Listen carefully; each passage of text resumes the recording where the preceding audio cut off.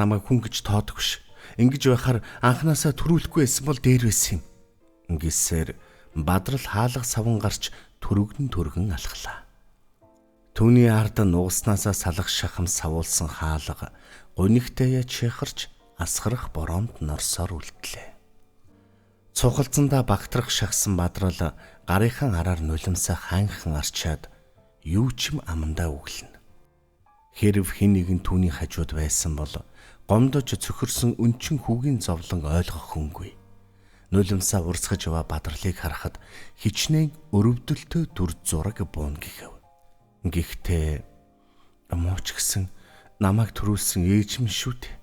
Би арай л хатуу гэлчихлээ. Энэ мө уурыг дээ гэж бодхоос эргээд ормоор санагдавч.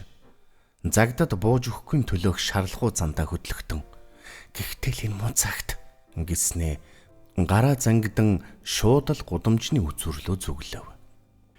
Дөнгөж дунд сургуулаа төгсөөд удаагүй байгаа тэрээр үргэлжил ээж хэмээх тэр эрхэм нандин хүний мөрөөсөл болж ирсэн бол өнөөдөр түүндээ тунирхан гомдож яваан энэ. Хар усан бороон дундуур хаалга хэмэглэх шахан нүцээр ах үед угаасаа нойр нь хурч өгөхгүй сэрвэлзэн байж мойныг хуруугаараа оймс нэхэх аятан суусан дулам эмгэн гайхаж "Гүй энэ хар борооноор хинэн юм бол тоо. За очлоо хэмээн үгэлсээр хаалга нээвүү үгүй юу шалбан орсон Бадрал ус өсчүүлэн байж орж ирлээ. "Бэ чи чинь усан хулгана болчихж хүүмэн юу болов? Алив над гутлаа тайл" гих эмгэнийхэн твцсэн дуугаар пүрүүгээ сэрлээ. Даарсандаа бөмбөгнөн чичирсэн Бадрал үүдний дэрэгдэх жижиг сандал дээр толгой гудаан хөдөлгөөнгөө сууна. Пүрүүгээ паржинсан бүдүүн хоолоогоор аргадах зэмлэхийн аль нь үл мэдэгдэм. "Юунд муу ихийгээ зовоож байдгийн битээ хөөх юм. Одоо удахгүй хойноос ч ороод л ирнэ. Ганц удаач гисэн чамайг буцаад очвол баярлана да. Намайг тэгсэнгүй, ингэсэнгүй гэхээс биш. Гүй ихийгээ ер нь баярлуулж үтсэн хүн үү чи?" Гэхэд Бадрах бүх юмдлаа барьж ядан. "Тэр чинь миний ээж бишээ. Биш байсан бол дээр байсан юм. Надаас илүү тэр аригчин загдна хэрэгтэй биз" гэд огшиж ирснээ чимээг боллоо. "Миний хөө тэгэж болдгүй юм аа. Ямар тайж төрүүлсэн их чинь шүү дээ" гэсээр эмгэн аягтай цай түүнд барихад пүрүүгээ гинэд таяга барин гарн чичирч "Өдийн наслахта ийм эрэг хаднаас төрсөн мэд хүнийг үдсэнгүй. Хөгшин би хүртэл одоо хэрн бурхан болсон ээжийн хойноос сэтгэл өмөрч суудаг. Надад чам шиг ижи мингээ дуудах хүн байсан бол" гэд сүрдмээр болсноо үгээ гүйцээж төвдлгүй түргэн гихч гансаавч амандаа зууснаа. "Үгүй алив тэр гал хаан байна" гэд мөнгөнж байснаа алгуурхнаар царайгаа төв болгон Бадрал руу харж "Баг залуу чам шиг л байлаа. Ижинхэн өмнө ганц ч өксөрж үзээгүй юмдаг. Харин нэг удаа саахалтын хүүхдүүдтэй шагаа наадаж ээждээ шагналыг нь авчирна гэж. Тэр үед яваад хэрэггүй дээ гэд байхад нь хэлэлгүй сэмхэн явчихад 7 хоноод ирсэн чинь мой чи намайг хайч яваад гэснээ хоолонд нь ямар нэг юм тэглэх шиг болоод шүлсээ гүдхийдэл залгиж "Бурхан болсон байсан да" гэд шүүр салтав. Асгаран орох бороо дээвэр нүдхийн зэрэгцээ алсад цахилах цахилгаан тооноор гэлс хийж тэнгэр нүрэглэн дуурах нь даанч нэг сүрдмээр.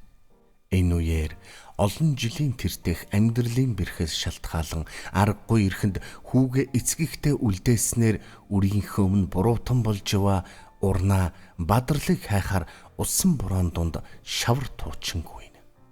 Түүний ийхүү явааг гүн ойрондоо амгалан нойрсох түүний нөхөр Загд охин Солон хоёр эс мэдэх тул хээвнийг унтаж хөршигний завсраар цахилгаан захихад буруу харан яраглана.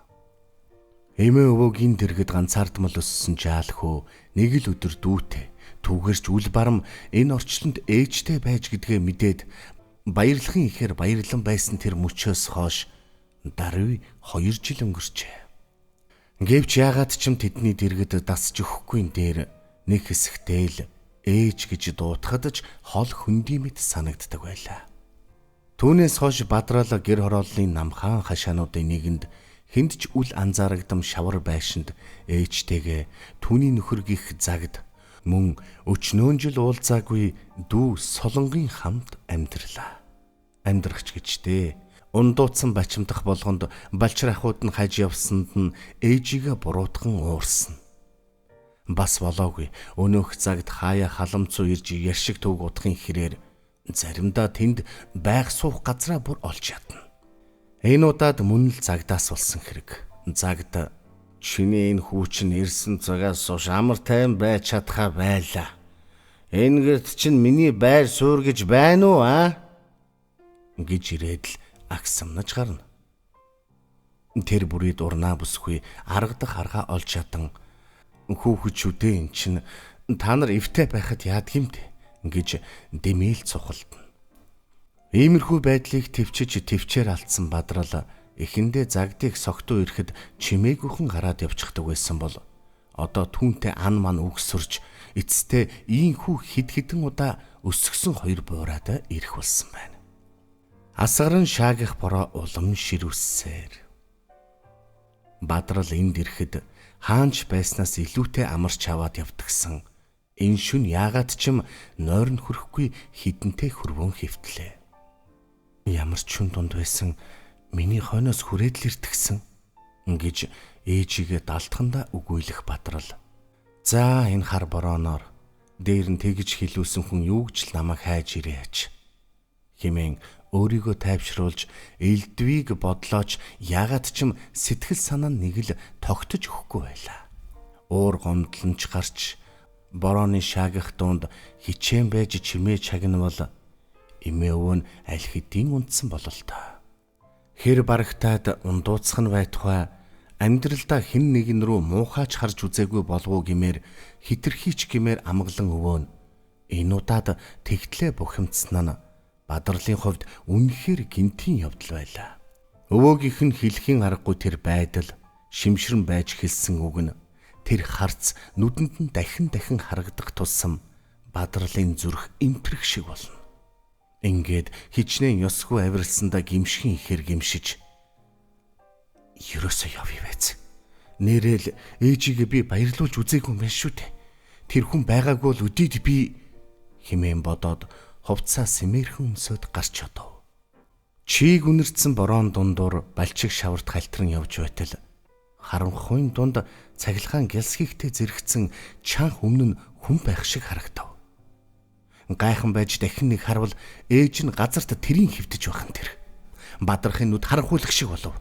Тэвдэж сандарсаар чичирсэн гараар ээжигээ тэрэн усан бороон дунд даарч байрснаа ч үл хайхран ухаан балартах мэт явхдаа намайг дулаан гэр твтэж байхад миний төлөө ингээд явж байх гэж дандаа л үг сүрж байдаг миний энэ амийг те химээ халаглан явсаар гэртээ ирэхэд архин гарсан цагт нүдэ бүлтийлэхсээр урнаа руу нэг Бадрал руу нэг харж урнааг тэврэн оруулаад Солонгоо хурдан альчуур чиглээ тэр үгүй юу болох нь энэ вэ ингээд Бадрал руу хандан мугай авчирсан амтэн чамаас л боллоо гэж элдвэр хашгирсаар Бадралыг гэрээсээ хөөн гаргалаа.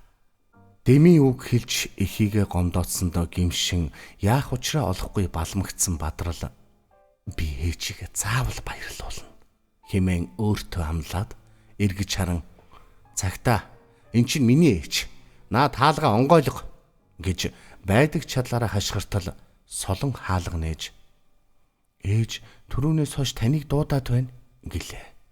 Бадрал арай ядан нүдэ нээж харцаараа түүнийг хайч хөвдөх ээж рүүгээ дөхөн гимжсэндээ юу хэлэх учраа олохгүй мэгдэж ээжээ би энэ яаж чинь хэмээн болгоомжтойхон асуухад хариу үл дуугарлаа.